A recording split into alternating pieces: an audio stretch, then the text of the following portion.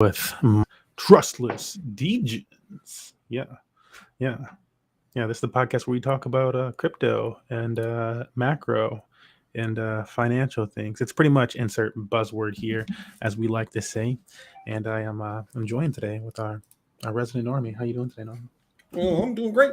I'm doing great. Sinuses give me a little bit, but that's okay. That's okay. We can live with that. Sport. It's good sport. Um, yeah. I feel for that. I don't know what types of year it is, but there's definitely types of year where my sinal parts of body do not agree with me. It's not a fun time. I feel like it's like winters, like when like the heat's up or something like that, and it's like, oh, it's stuffy. Okay. All the dust in your HVAC comes out. Yeah. Like, can't do it. Can't do it. But yeah, join us tonight. We might get some of the other hosts, but we're running it when we got it. Before we jump into what has become a regular tradition here, I've got to ask our Army the Infinite, how are you feeling about things lately? If if you've been hearing about the market, how's it making you feel? And if you've just been disconnected, just the general. I'm still bearish. I don't know if that's still go away anytime soon. Bearish. When you say bearish, you're bearish toward like is that specific to like any one industry or not to any specific because like when you say bearish, it could be like bearish towards stocks could mean like you're like bullish towards the United States dollar, kind of, or like bearish toward crypto would be like, well, then I'm bullish USD, or bearish USD would probably be more bullish stocks or crypto. Just to throw a little wrench in there. I'm like, what does this bearish mean? The bearish means the overall look at what I think is going to happen. I still think there's a fair amount of pain. I always have to qualify it, in the sense that there's always opportunity. So, like, it doesn't matter if you have stocks or you have crypto. I generally don't look at it in that terms because I think everything's going to go down a little bit just because I think a lot of people are going to find themselves in kind of dire straits. So you think assets though, like not. Yeah. So you're bearish on the assets, like the asset Yeah. industries, like stocks and crypto would still be like the assets. Where I'm like, they're like counter USD. Like if they're going down, USD is probably pumping. Yeah, more or less. And I really think that in general we're gonna see a lot of hurt. I think rich people would generally be all right. I just think people's ability to buy things and be comfortable and keep up with their lifestyles is clearly getting beyond them. And it makes me feel bearish about everything because when that happens, everything slows down. You have less people to sell to. You have, less growth opportunities and stuff. Usually people start losing their jobs, which we're seeing that. And that just makes me kind of bearish about our system and what we got going on. And until we can turn that around, get inflation in control, not fight about the debt ceiling, not try to ban things that don't deserve to be banned, whether it be crypto or anything like that, then, yeah, I feel like we'll be in a better position. But, most of the time it's like we're super broke and everybody's like, yeah. And then, everybody's like, but they're broker than us. yeah. And it's like, at some point, you just like, all right, well, it's got to work for all of us because the only thing that ever happens is people get mad. They go find the people who do have it and they take it.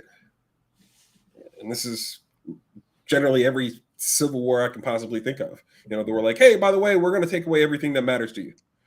And then people are like, F that, then they show up and sometimes people get paid, so they're like, actually, we'll give you group people that showed up money, and then you guys can fight amongst yourselves, and then. So question. One second. Let me get this really quickly. Let's see what this is. It's a question. If everything drops, doesn't that mean those that missed the last 10 years of bull run will have an op to jump in? Yeah. I mean, it's a great buying opportunity if you have cash on the side. That's the thing. You have to have like what people would consider to be, reserves or what's the other terminology look for? Whatever. But you need to have like cash, right? You need to have something that you can sell into cash or whatever. And then that's also considering it depends on what the drop is like, right? Because a lot of people are also speculating. A lot of people in crypto speculate that the United States dollar will drop in value as well. So and that would be like everything is dropping because it's like we're deflating our money, but we owe these debts. And what happens if we lose our place as a reserve currency? That's like the situation where our stocks drop. Crypto, I feel like it's like an outside situation because it's more international. But like our stocks and potentially crypto drop in and the dollar value drops. But at the same time, that's what assets are made for. Really, they typically perform better than whatever currency in those situations. So, but what I'm hearing from the Infinite for the most part is that this man doesn't like garage sales. Like guys just against garage sales, doesn't like other people's goods. It's not for him. So it's whatever. It's whatever. We're gonna start this show off the correct way. How am I feeling? Yeah. Wait. Because like another way to put that, right, is just like, oh well, you know, people like that's like more or less foreclosures. You know, that's people losing their houses. So like garage sales, like kind of nice sounding, but at the end of the day, it's like that's people losing their houses. That's losing their cars. That's like I can't send my kid to the school I've been sending them to. It's more than just garage sales. It's a fire sale if you have the money to maintain your lifestyle and go buy these things. But you know, to gloss over that, I'm kind of like, I don't know about saying it that way. But you know, that's just me.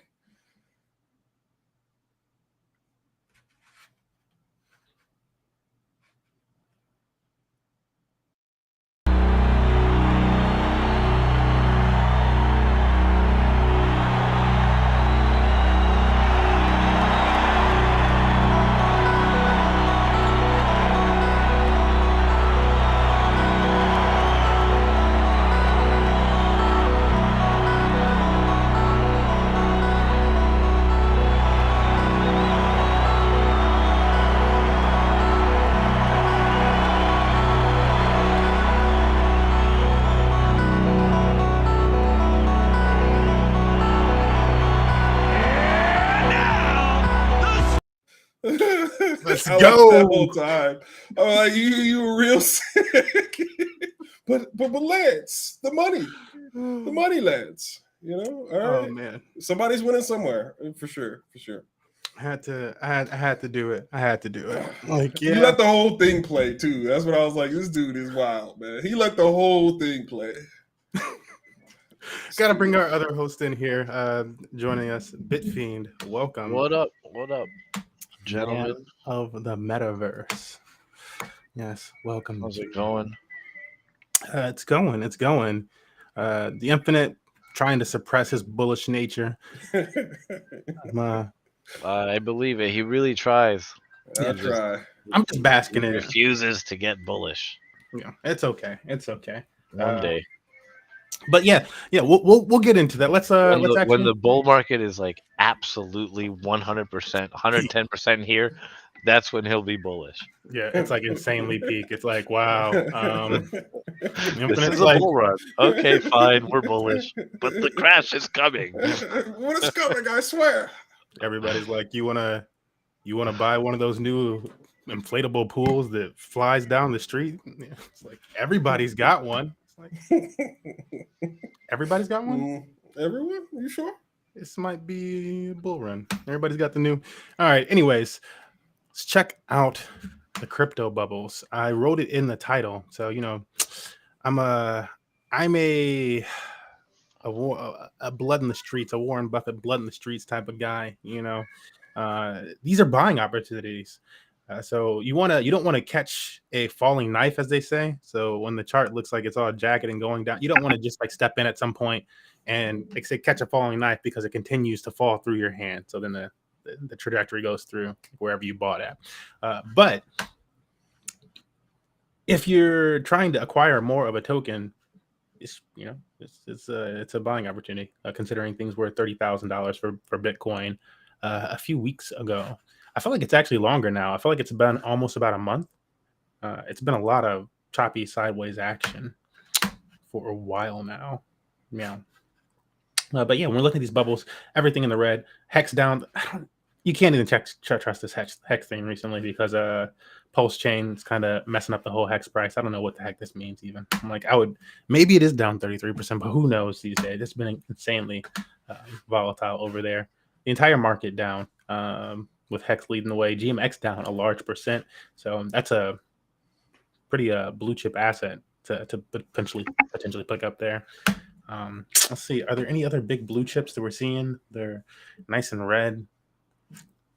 And I'm not saying like, we don't offer financial advice. I'm not saying buy it. And I'm not saying I would buy one of them at this time, but I'm definitely going to monitor the ones that are down the most. So like Phantom. I love this website. Runs.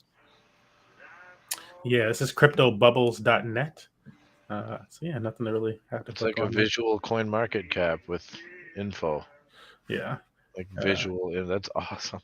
PLSX taking its little dip, but that thing ran for a long time. So it was like, yeah, it's up over 200%. When's it going to dip back some? Is there anything else for us? Neo on an up. That's funny. They had like one guy in the MMG community for a while. It was like always like all about Neo. Or like, I'd be like, yeah, did you get anything else? He's like, I still got that Neo from a few years ago. I'm like, fam, what? Just why? Whatever. I think I have some Neo from a few years ago. Yeah, it's got you like you had to be back there. PLS, IMX down. Yeah. And if you're on the Pulsechain, these dips, depending, I mean, if you have opportunity to cash out on them, then like this is maybe nice. I try not to look at the price of internet computer. Are you a long-term bag holder over here? Oh my god. Am I ever? It's going to be a long time before I see that in the green again. I totally bought the top of ICP. Not quite the top, but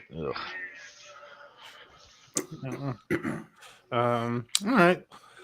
I'm going to take a really quick look at the Bitcoin price, Ethereum price, just the top 10 outside of the bubbles really quickly. Not going to run through all of them, but just noticing Bitcoin down 4% on the week now. That's mostly due to this recent dip. This recent dip kind of ate up. So like last 24 hours, 3.3%. Pretty significant dip. Typically, most recently, we've been seeing somewhat bullish action on Tuesdays. If noticing Wednesdays being bearish, like right, and then we've been seeing like somewhat of a rally around Thursdays and Fridays when they happen. So it'll be interesting to see if we get something like that again. But I feel like most important is probably to find if there's any like macro events that are kind of influencing this more so than this, because I feel like there's a few things. Like what was it like 2 days ago? There was that whole Pentagon AI thing or whatever. So, yeah. Was that a few days ago? Wasn't it like yesterday? Oh, I saw that. That was crazy. You know, when you're living in life in the fast lane, who knows? No, I don't. Was it? I thought that was just a few days ago. Yeah, 2 days ago. It was 2 days. Okay. Yeah, May 22nd. So yeah, that's when I'm seeing content about it. So it might even happen the day before. Just a tidbit. Do you understand why that would make AI dip? Like I don't make the market dip. Yeah. Like to me that was, I don't know. I didn't put two and two together with that. Yeah, you weren't here last week. We kind of had like a conversation about that, me and Rex Satoshi last week. I think it was last week. We were talking about just like what's been influencing the market lately. Because before that, like was it the week before that or 2 weeks before that, the market, I think it did it like 2 times. So it's separate weeks, but the market was taking these dips because people have been paying attention to these government wallets. I forgot the name of the platform, and then Rex Satoshi went on a whole thing where he's like, oh, this is the name of the app that you can use to track these wallets and do this stuff. But there's basically Twitter accounts that are like track whale wallets and the government's wallets to hold all this Bitcoin and Mt. Gox crypto and stuff like that is being tracked. And so there was a rumor, again, that's the keyword, rumor, that some of these assets have moved and the market like dipped. Okay. Market reacted and it dipped. And like once people were like, oh, it actually didn't happen, we saw like a correction in price. And so similar thing happened like over 2 days ago. Like it dipped and then we saw a bit of a correction in price.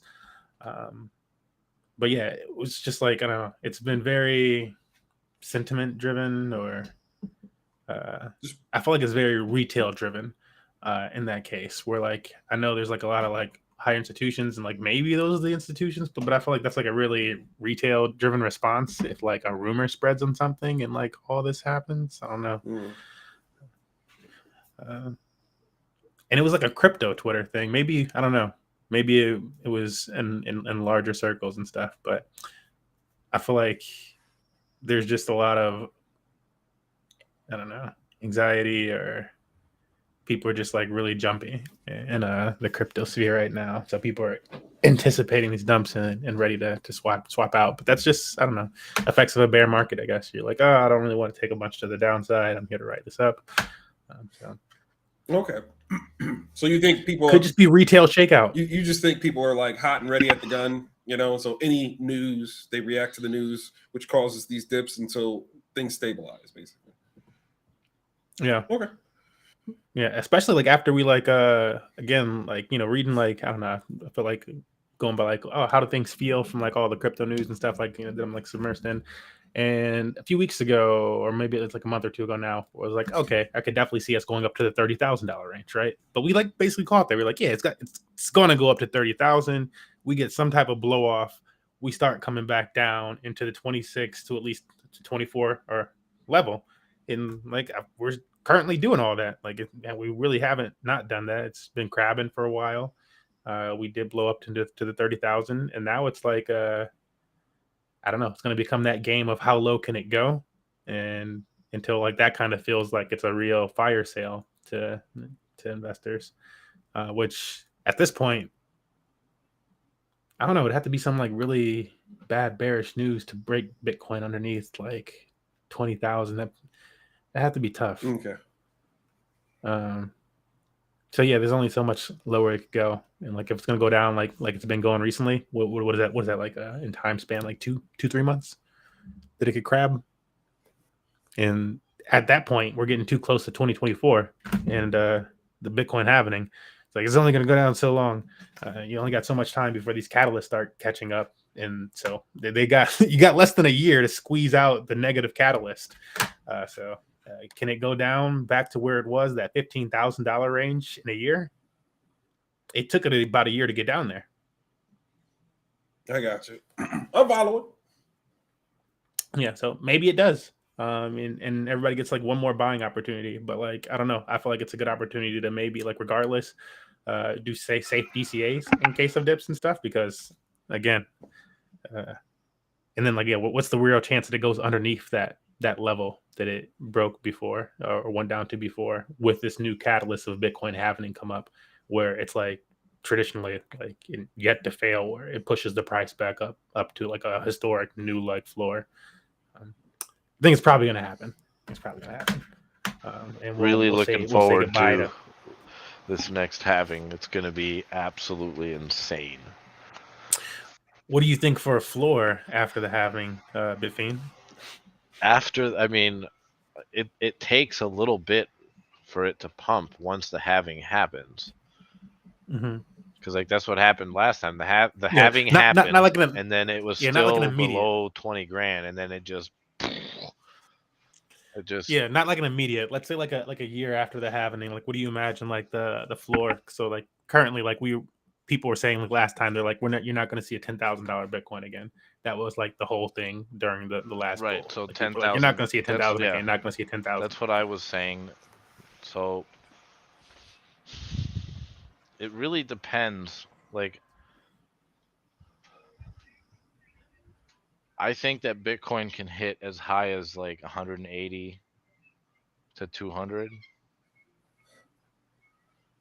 Which again, that's why I'm like, this next the next drop too is gonna like make some people feel like, oh my goodness, floor, imagine buying in. The new floor is gonna be, I honestly think it's gonna be like between 30 or 40 grand.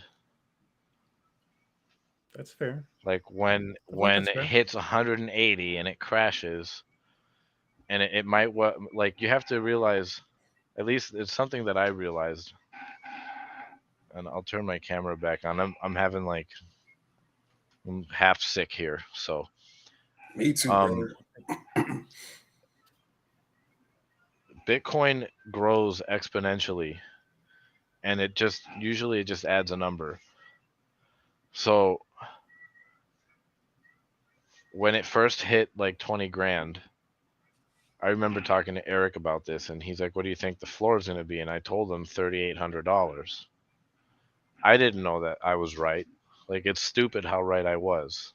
And I explained, like, anything under 10 grand is a steal, because the next time it happens, it won't go below 10 grand. And again, I still think we're at that place where 10 grand is not going to happen. In this case, we hit 69,000, and I'm just trying to think.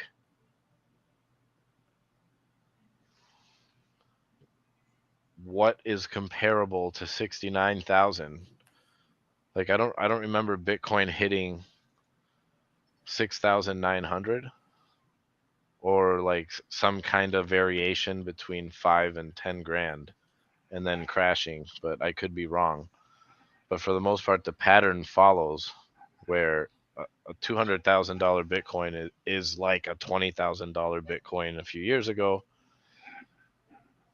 and the floor could be, I would say, somewhere about 38 grand, somewhere in that range. And it also depends. Like, if we see like a $500,000 Bitcoin or a $600,000 Bitcoin, then that's the point where $100,000 Bitcoin is gone forever.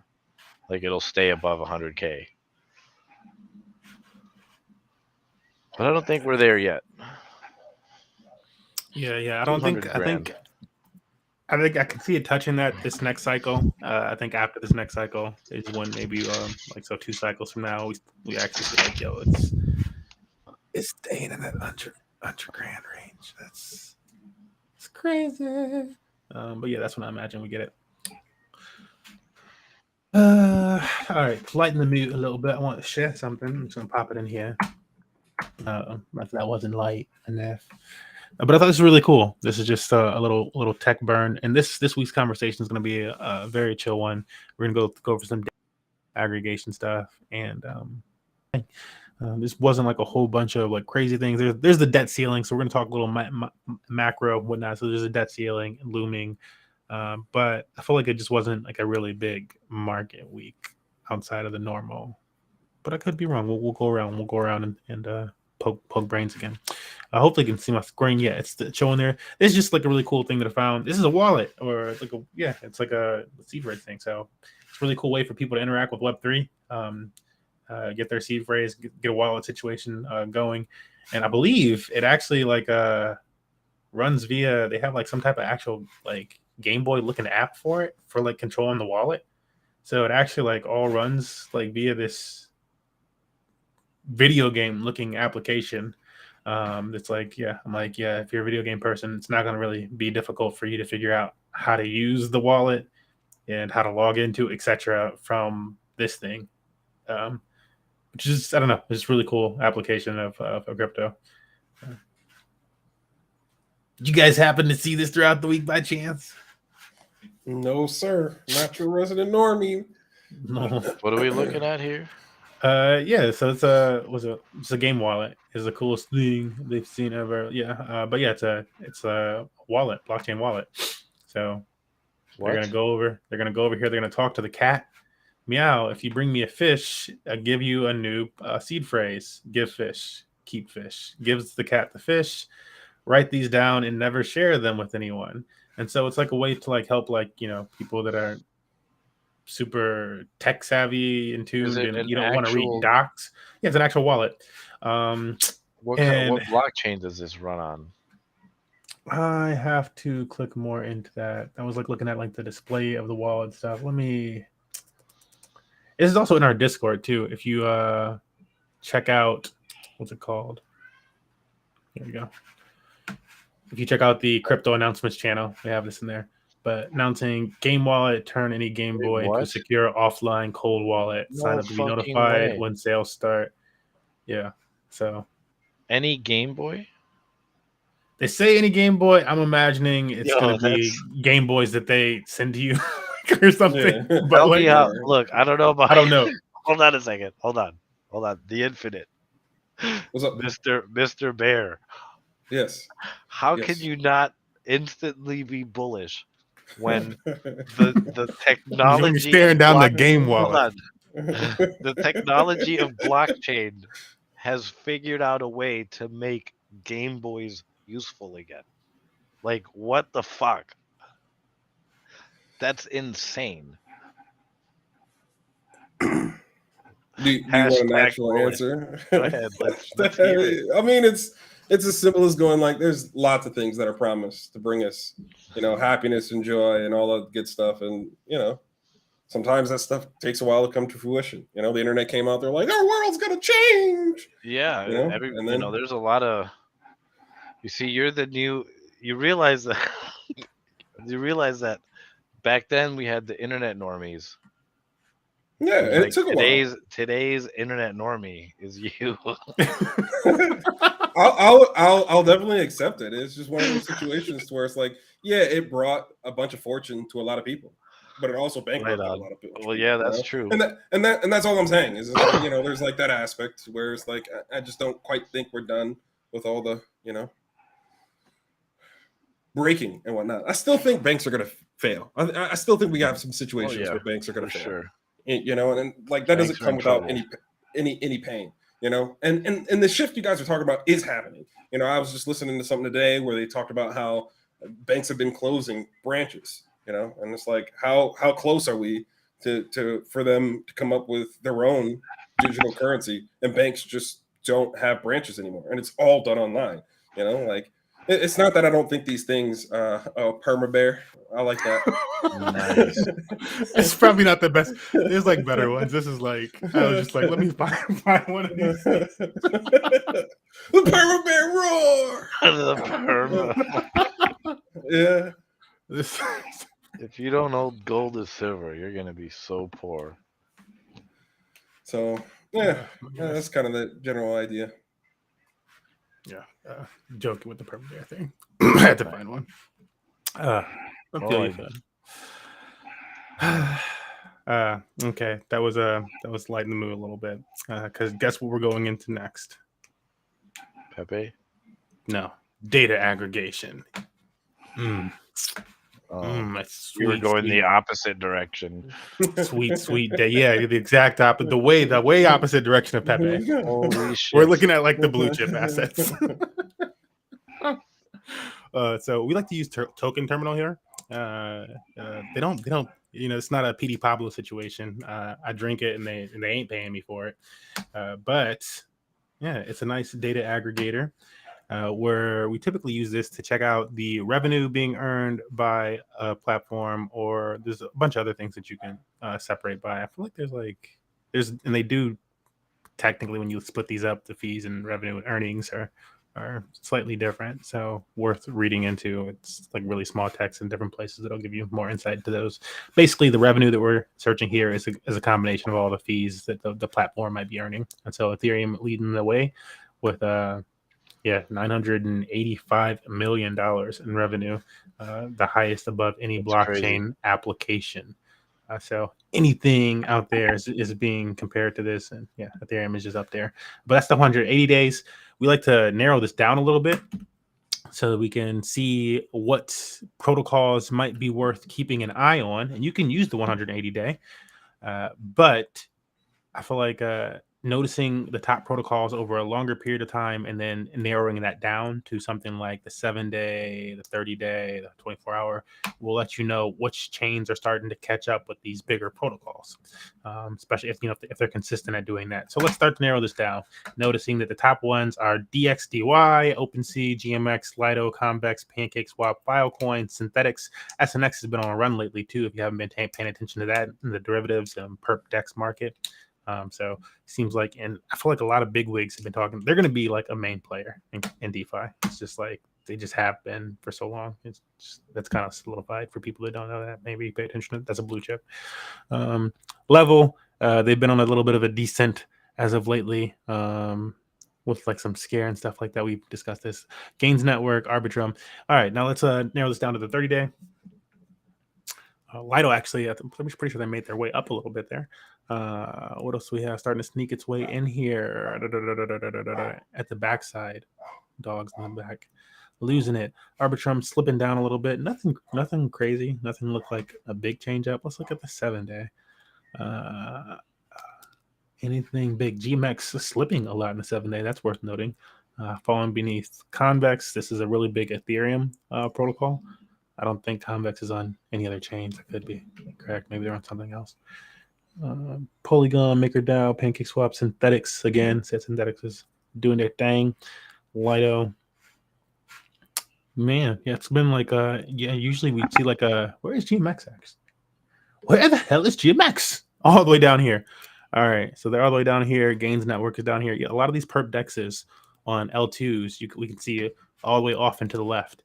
And what we do see, though, still making that money or more money than these ones is DXDY, a perp dex, but on mainnet, they're like that's where their core audience is, and Synthetics, another perp dex on mainnet. So it's these mainnet things. If Convex on mainnet, Ethereum whales are still having fun and just doing their thing, but comparatively, that's because these are people that have large amounts of money, and when you're earning 3% with a few $1 million, you can stay in the market. Yeah, you can, it's a safe play. You're like, yeah, I was always happy. You guys like, because like, you got to think about it. During the bull run, we're looking at these like these different pools that said like 200%, 300%, or whatever, 50% when it started to get low on stable coins, USDC, United States dollars, 50%, APR. You can compound that. And like most of us were like, nah, that's like low as hell. I'm gonna go get something better than that. And these big dogs, if they're whittled down to like 9%, 10%, 20% now, they're still eating. That's been a snack and a half for a long time now. They just got years of just snacking more than like anybody else for being here. That's just crazy how dominant Ethereum is, but more surprising, Tron. Yeah. Tron is. I mean, it's also big boy money. Continues to throw me off for the most part because seriously, fuck Tron. I ain't got no qualms with Tron. I'm waiting for it. Don't get me wrong. I have Tron, and I don't sleep on it, but I don't believe in Tron like I do other coins. So it's like, meh. Same. That's like it's like my I'm an American. Look, I'd rather. It's like, yeah. Do you want to invest in Ford? Do you want to invest in Hyundai? Or so I don't know. I'm gonna invest in an American company. Honestly, you know what I'm saying. But got a little Chinese. I love it. It's like, that's damn right. I was gonna play both sides of it. They're getting a little spring over there, so why not? That's all I see it as. Oh, that was a great way to put it. Yeah, nothing that's like really like sticking out to me is so much on the lower side of like protocols that would just be popping up into this list that maybe are like other than like Radiant Capital. So that's maybe one to pay attention to. They've been sneaking their way around here, but they've been up and down this list. We called levels entry into this list, and they seem solidified for now, but they've been slowly dropping down a little bit. But yeah, I think the biggest takeaway here, not to dawdle on too long, is just that Ethereum is king in terms of fees generated by the platform. Lido Finance being an Ethereum platform mainly. I think they're on like Polygon and maybe some other blockchain too, but that's where their core audience is. Synthetics, Ethereum, DXDY, Ethereum, OpenSea. I feel like I don't know if a large portion of theirs is more so on Polygon or Ethereum now, but at least half is going to be like or somewhere near that's Ethereum. Convex is an Ethereum. It's Ethereum, y'all. So worth noting, one of the things that we also look at here often, and I should have had this popped open, but I'll look at it really quickly. This website called ultrasound.money. So this lets you see the emissions for the Ethereum blockchain. So some tokens emit. You can think of emissions like printing United States dollars in the case of us owing debts. And so with blockchains, in the case of Bitcoin or in the case of Ethereum, to pay their validators, people that are helping keep the network secure, they have to emit tokens. So they are emitting tokens. They're printing tokens. And there are things built into Ethereum specifically. Bitcoin doesn't have things built into it that does this, but Ethereum has a protocol built into it that actually burns that Ethereum out of existence via fees and things. So as fees come in, they like basically it's like you're taking up some of that that money and you're taking it out of the system. Very similar to how the government's supposed to do whatchamacallit, tightening, quantitative tightening, or just tightening. You're taking money out of the system. So Ethereum has that built in there. And when we look at that, you can actually see it transparently. So it's something. Where's the government? Where's ours on there? There's probably some fun charts that are not very fun looking. They don't look as fun as this. That's for damn sure. This is how negative Ethereum has been over the last 7 days in terms of dropping. We can also expand this. There's a 30-day. You can see how low we are here, and you can see the supply increase. That was like 19,000 over 7 days. When this first started, we were looking at this. It was just like teeter-tottering, just a little bit like, oh, one Ethereum burned, this much burned. 19,000 in 7 days now. It's like a drastic change from when we were first covering this. 251 days. We're looking at that. Is this since the merge? Yeah, maybe that's just since merge, but yeah, it's a lot of Ethereum being burnt. And when we compare it to, you simulate proof of work where it would have been otherwise. So Ethereum is this top line up here. Had it been still emitting tokens, that's a lot of money. So even when it was proof of work, they did have a burn mechanism, so it burned some. But this is the trajectory that it'd be on. I burned some Ethereum. Bitcoin's trajectory is pretty straight. Yeah, you burned a little ETH. Yeah, you was on mainnet. Yep. What are you doing on mainnet? What you doing over there? I was moving some NFTs around. All right. Fun. Yeah, NFTs they're just constantly hot. There's always a reason for it because it's community based, right? Always hot in the NFT event, and there's a lot of innovation. As much as people want to hate on NFTs and stuff like that, it's when there's games and community and all these are like art and all this stuff. It's just more artistic expression, in a way that people can easily gravitate toward more so than like, yo, if you put these numbers together this way and you divide them this way and you put that over here in this basket of assets and then you pull this lever, a clown pops out. Like, as me explain, it's like trying to explain DeFi to people sometimes. I feel like that's like how they look at you. They're like, yeah, so why do I want the clown? Like, the clown's worth money.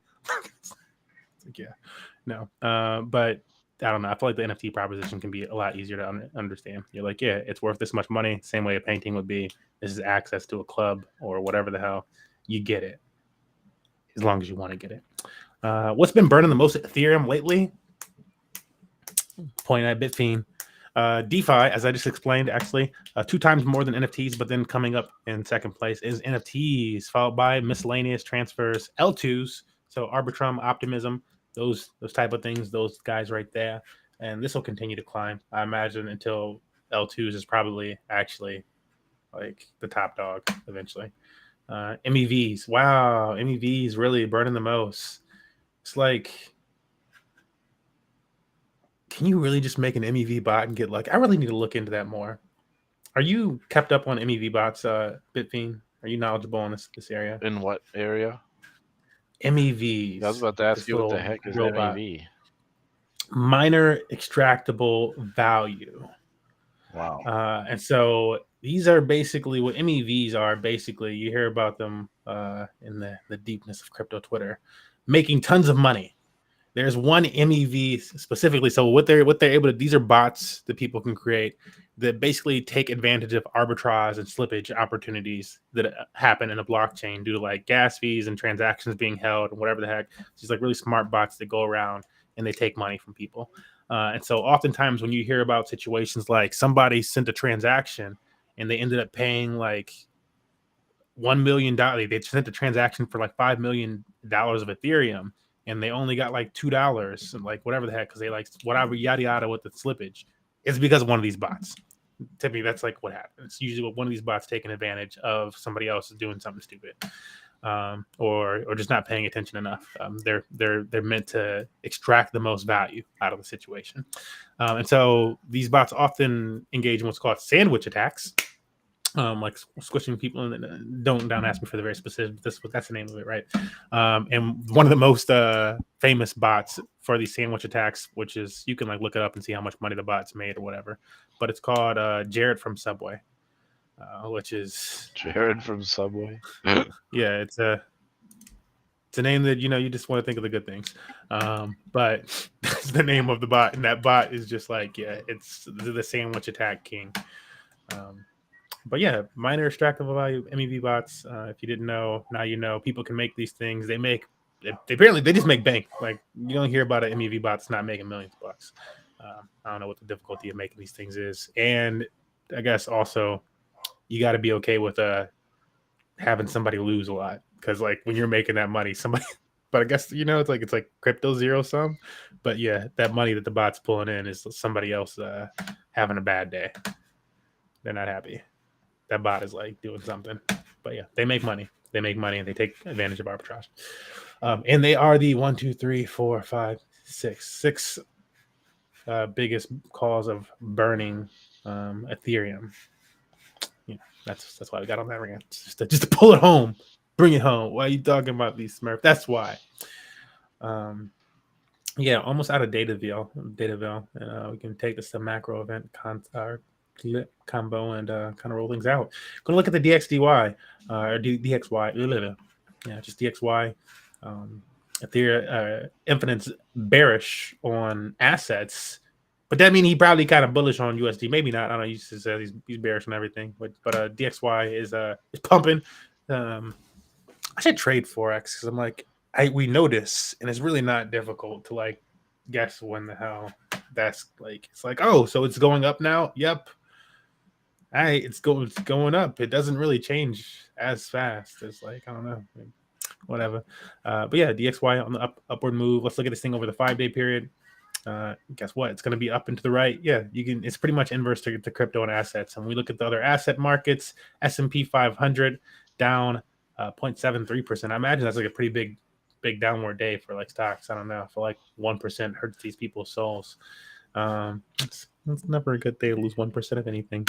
QQQ is down 0.5% today. And again, this is just a fun stock. We decided to start charting because people are always like QQQ. That's that. Shh. So now we following a little bit for those folks. Yeah, and that's what we got for those ones. Let me bring this out to the month and just like get like a feel of where the DXY is. Yeah, that looks like there's not a lot of resistance until it's another day of pain or two, potentially another. How long is that? You like try to like make out the period of time between these different peaks, and these peaks are typically like resistance, support, and resistance levels in terms of trading. It's kind of how people that's how they work out.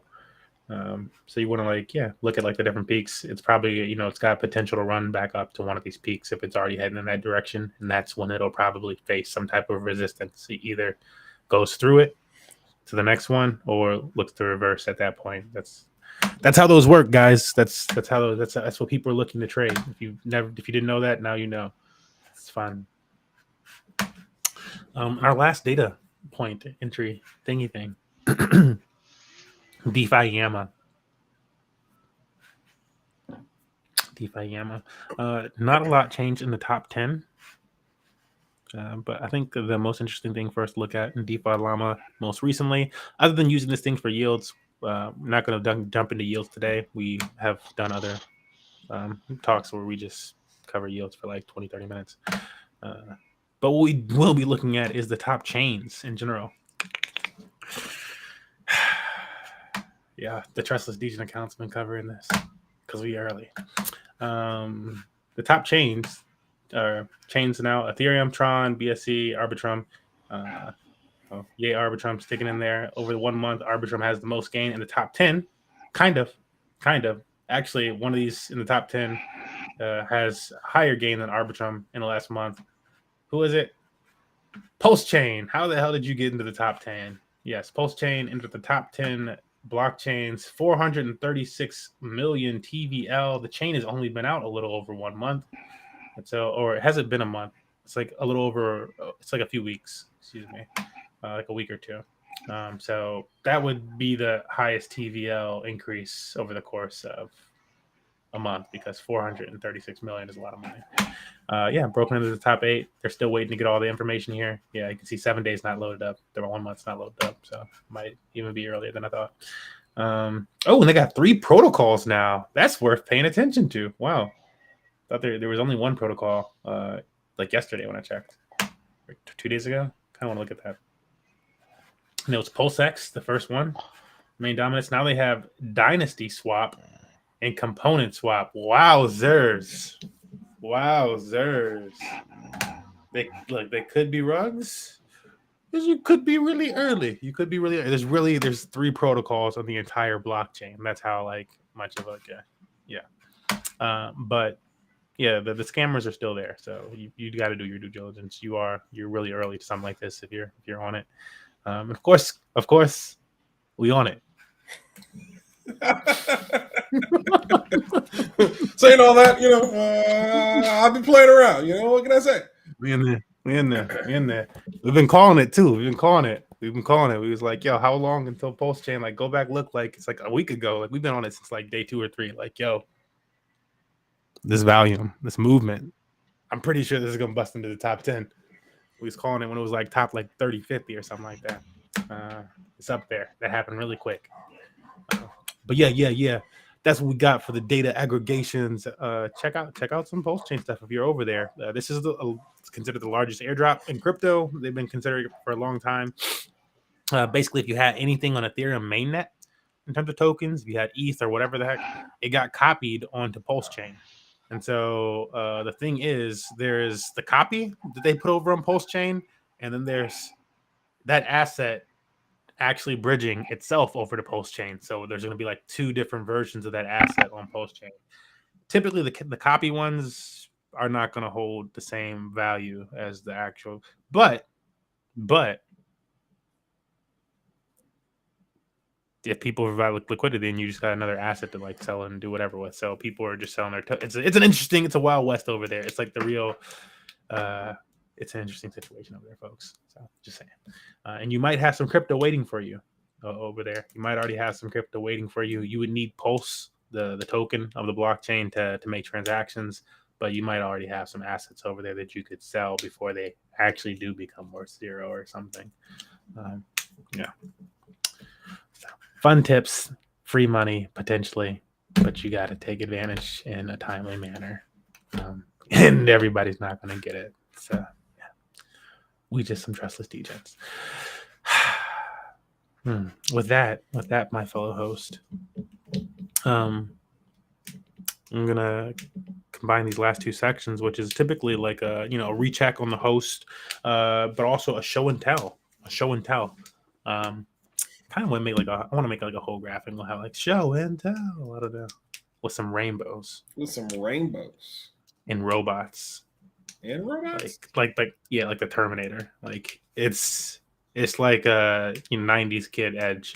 That's what I would call it. This guy's definitely from the 90s. Yeah. Is there anything that piqued you guys' interest over the last week in terms of macro or I'd like to imagine that one of these weeks the Infinite's gonna come to us and be like, yeah, here's some good news. This is this thing, it just hit me, I said, You can only hope. Nah. Well, but the thing is, at the same time, when the bear is bullish, maybe that's when it's time to sell. He's still bearish right now, so this is accumulation phase. Yes, exactly. Okay, like it.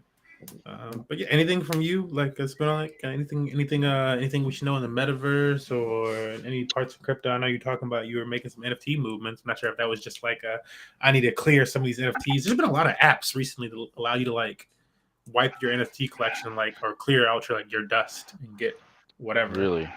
No, I was just I was moving. I traded an NFT, a holy one, with someone.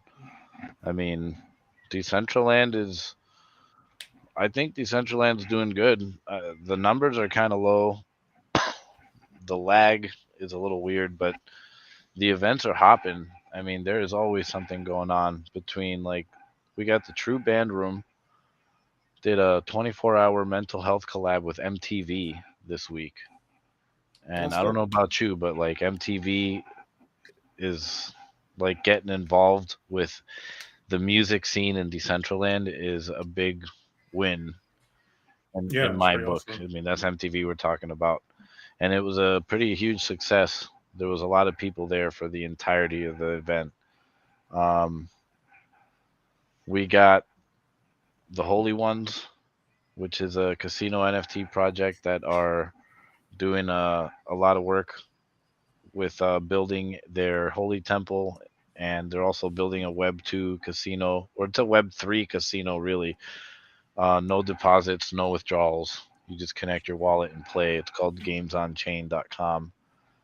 Um, and then we got Meta Trekkers. They got a $185,000 proposal. They're doing like a Beat Trekkers event where they got DJ battles. They just did their first one at Stronghold, which is Decentral Games. So for Meta Trekkers to collab with Decentral Games, that's huge. And then, to talk about Decentral Games, since I mentioned them, the ice poker has changed dramatically, and they have tournaments and sinks like for their ice. So for the most part, and they put a cap on ice and with halvings and everything. So things could be changing pretty soon when it comes to that. I mean, there's a lot going on all the time. Free wearables, like different events or whatever that you go and do a little game and you get a free wearable. Oh, all right. But Yeah, I feel like the Decentraland thing. is Metaverse is undervalued for sure right now, and Mana's at 45 cents. I think that's a buy price for sure. Yeah, gotta. It's like we'll see when looking at parcels again when the time come. Well, But yeah, I always feel like you're a good source to go touch and figure out what's happening in the metaverse, specific to Decentraland. I feel like is where you lots, spend like most of your time. So definitely lots of things. I mean, events every day for the most part. Sometimes it's just music after music, but it's not really about the music. It's kind of it is because it's about like the DJ that's playing it, and I mean they're really coming a long way. And I was saying this the other day. I could see like the artists and musicians that are in Decentraland becoming like the celebrities of the future because they're already in Web3, and Web3 is obviously going to take over. So like if you're not adopting Web3 properly, and by that I could use Snoop Dogg as an example, where he was in the metaverse, sandbox, and all that, and they touted as like go party with Snoop Dogg in the metaverse, but Snoop Dogg was never actually there. And when they interviewed him, he said that he doesn't know anything about it, and all he knows is that it's making him money, and that's all he cares about. So then I compare that to Stony Eye or Steve Psycho or a few of the other DJs, CJ Tracks and Meta DJ and all these other artists. Let's see, Death to Tennis and the Music Doc. Like they're all there. Like they're in the metaverse. They're talking. Like when you show up and they shout your name out like through the big screen like that. I mean, it just feels different.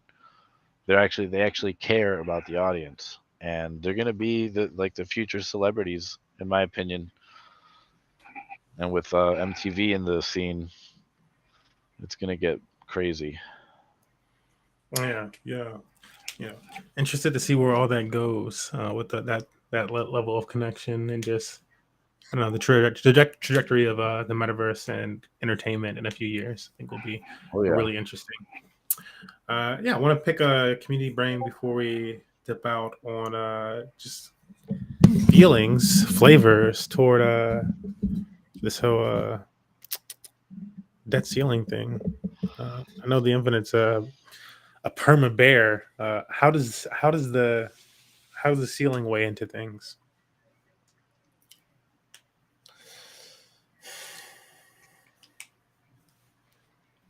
I honestly don't know. It's honestly something I feel like nobody's allowed to let happen.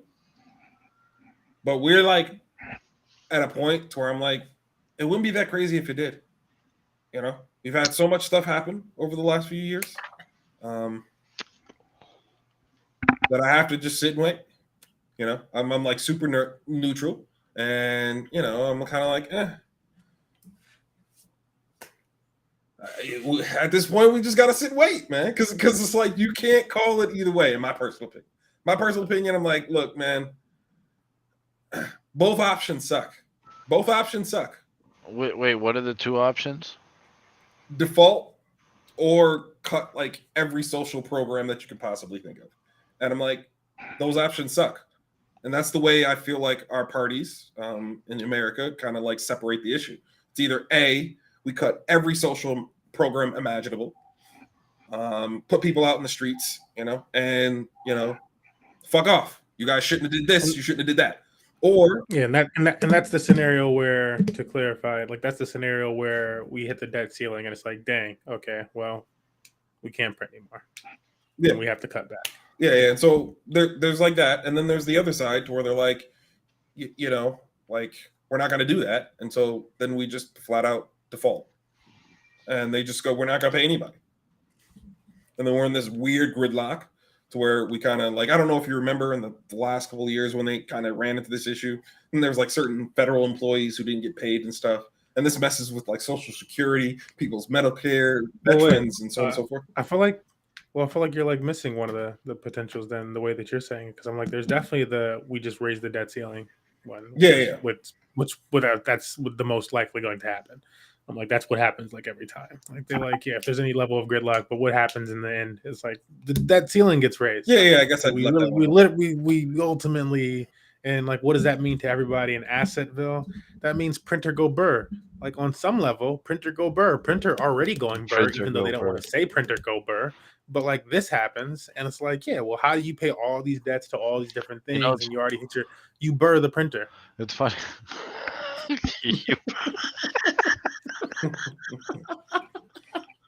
Oh my god!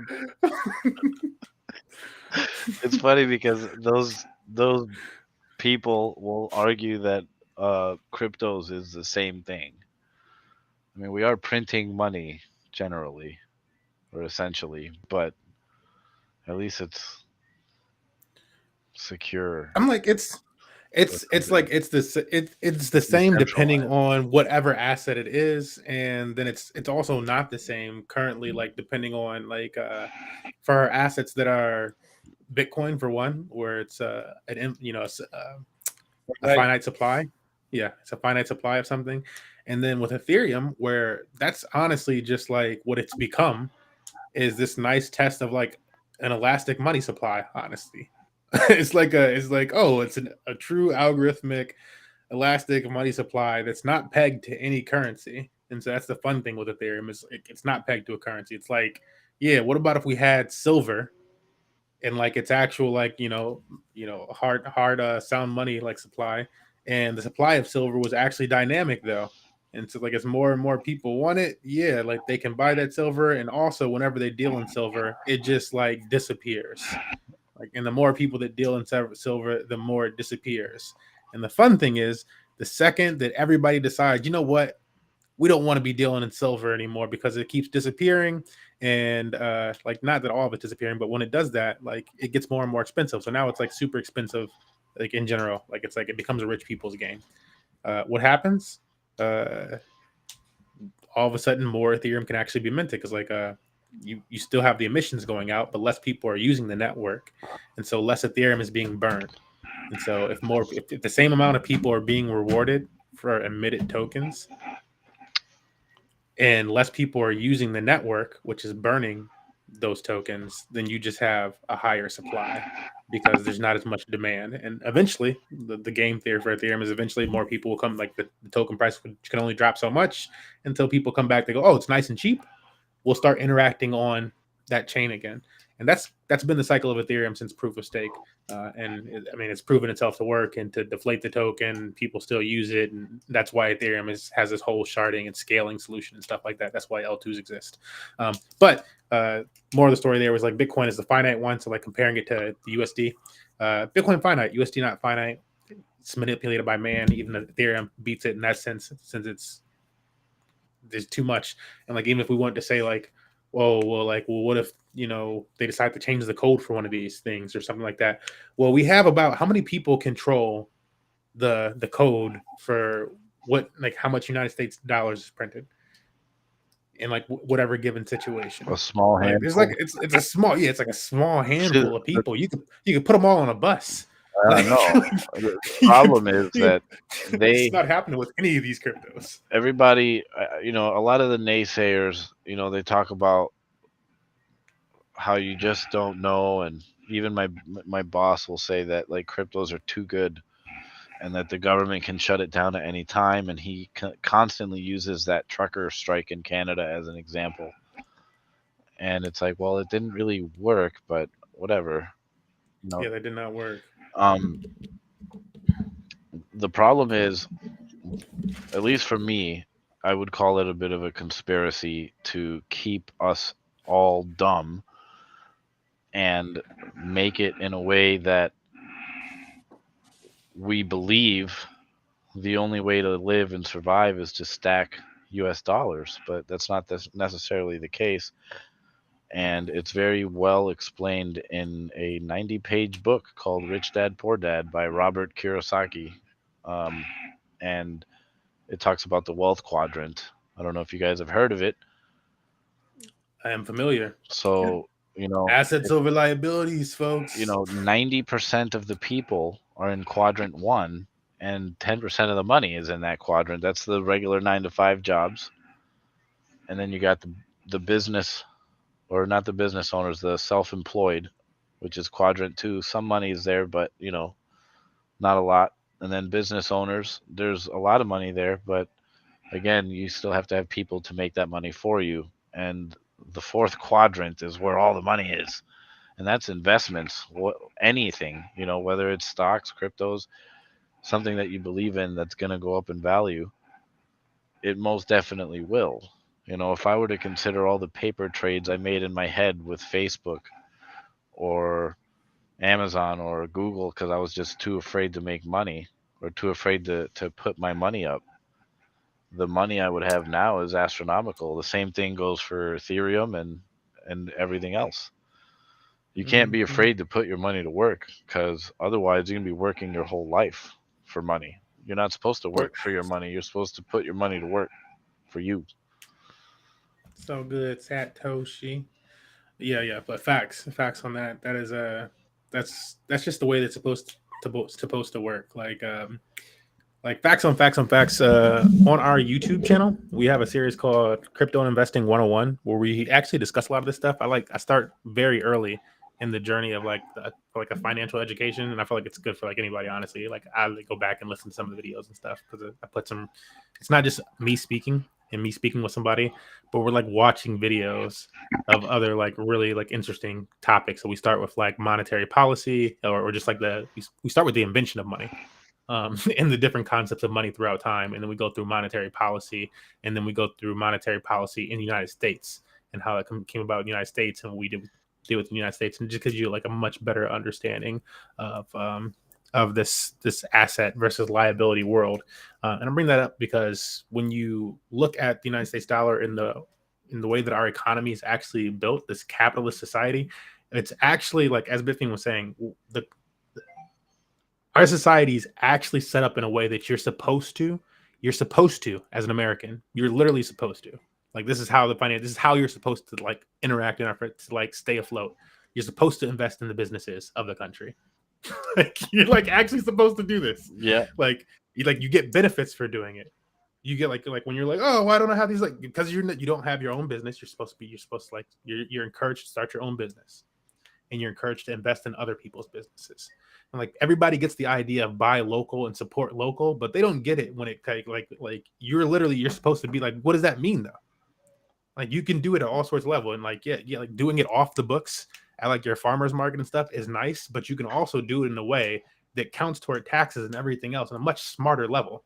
And like that's really how the game is supposed to be played with America. Like, if you use yada yada assets, you're supposed to be buying into those assets, and that keeps you up because you're buying into them. And if everybody else is doing that, it creates these smaller little pools of money that can be built up within that our capitalist society. And that's where it comes from. And when people struggle the most, it's because they never invested in any of these things. You like McDonald's and you're using it all the time because you should be invested in McDonald's then. Just go ahead and do it. You're spending your money there anyways. It's not a bad investment. It's got you hooked. So guess what? It works. Same thing with cell phone companies. It's not hard to figure out what investments you should be making and the companies that you should be investing in. But like there's options for you. Then like, are you gonna get rich overnight with it? Probably not. But maybe. Yeah, you could. If it's something that you really like and they came out with the stock and stuff. But that's how it works. Like now, how much money are we talking? I mean, it's like I feel like it just depends. It's very theoretical. $100 theoretically, $1,000.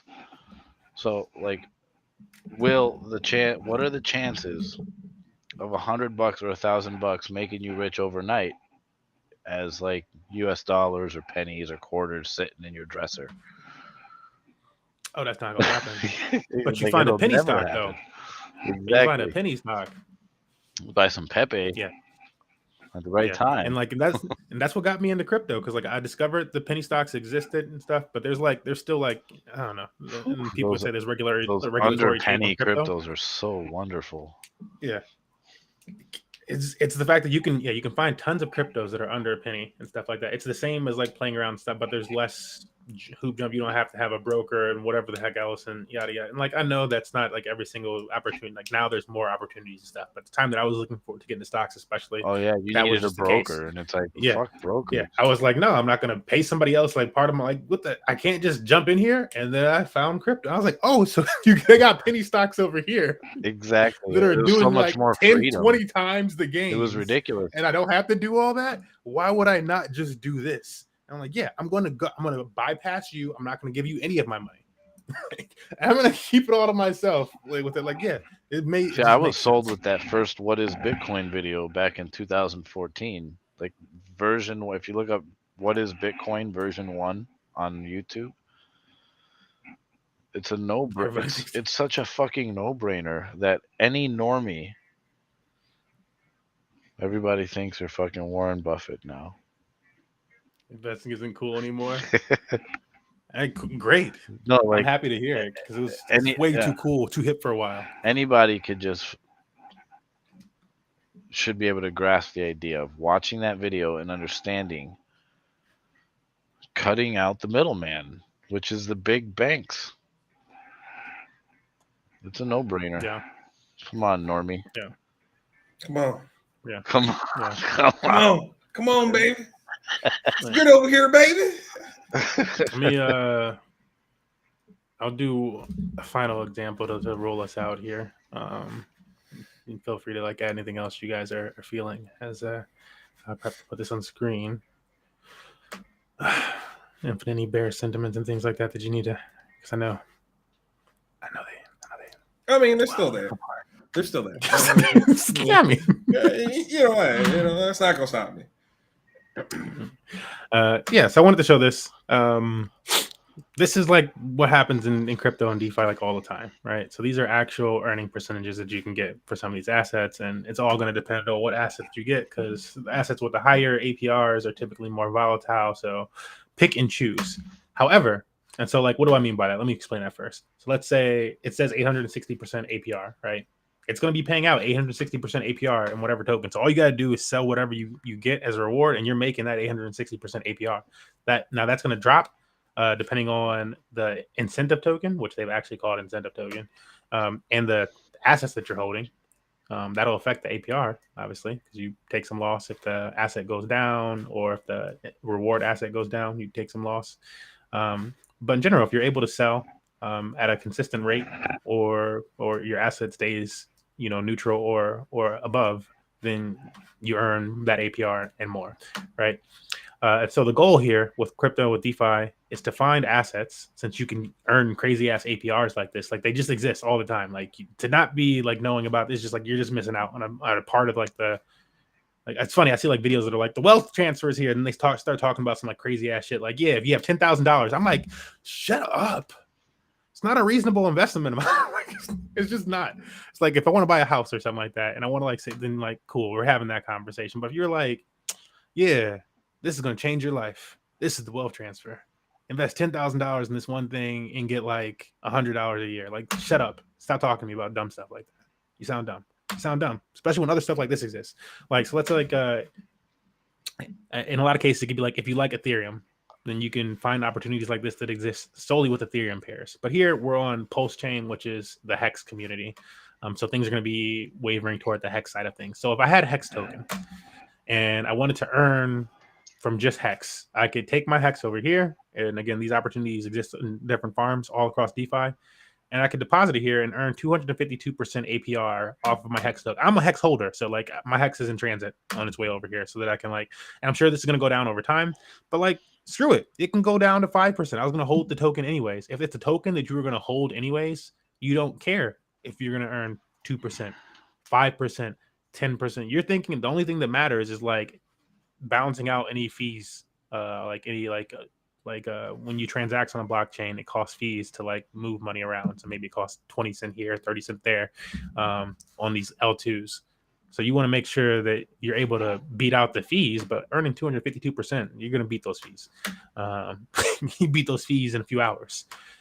So yeah, it's just finding pairs like this that you actually like, or you want to hold something in long term, and you just put it there. And this is DeFi in a nutshell, where like people that want to hold Bitcoin long term, they can just apply their Bitcoin somewhere and earn like 9-10% right now on that Bitcoin, plus the price appreciation of Bitcoin. If you were going to hold it for 10 years anyways, why would you not have that go up? You're going to do it. You just do it. You're like, yeah, you do it. So that's what a lot of people are missing out on crypto. I wanted to point that out as a little wrapper up thing. And we went through DeFi Llama and stuff. And this is really what that's all about. It's these different opportunities that exist in the crypto. Yeah. Any final words for today? Look this up if you're so interested in what that is. But yeah, any final words, Brian? My usual sentiment, Yeah, I'm bearish, but there's opportunity everywhere. And I do believe that. And it doesn't matter kind of what's going on in the world, if you're savvy enough and willing enough to look for it, you can find it. So even though I'm kind of like, it's still things, in general, things are going to be a little messed up. I do agree with you guys in large that there are opportunities out there and you should take advantage of them. Hey, y'all.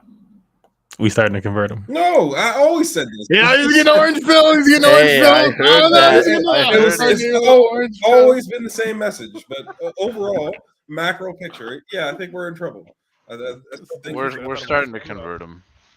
Facts, though. Yeah. I don't know. I just feel like it went from I'm bearish to I'm bearish, and there's an opportunity out there. There's always opportunity, but that just wasn't the original messaging. It is why we go back to the tapes. I am purposely go back to making a small little snapshot to where I'm always like, I know I'm bearish, and then you go like bearish, and then you play the Bulls video, and we laugh and we joke, and then we move on, and then at the end I'm like, hey, I want you to know, you can still win out here. I'm just saying. I'm just noticing that over time, it's went from just like only bearish and saying to bearish, but I also recognize he used this other thing, and I'm like, that's just he was bearish while shaking his head no. Now he's bearish while nodding his head yes.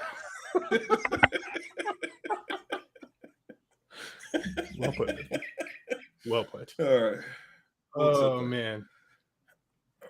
All right. So thank you guys for joining us. This is another episode of Trustless Degens. Trustless Degens episode 31, as long as the count is correct. Where everything is in the red. But hey, there's opportunity out there. Okay. See you guys next time.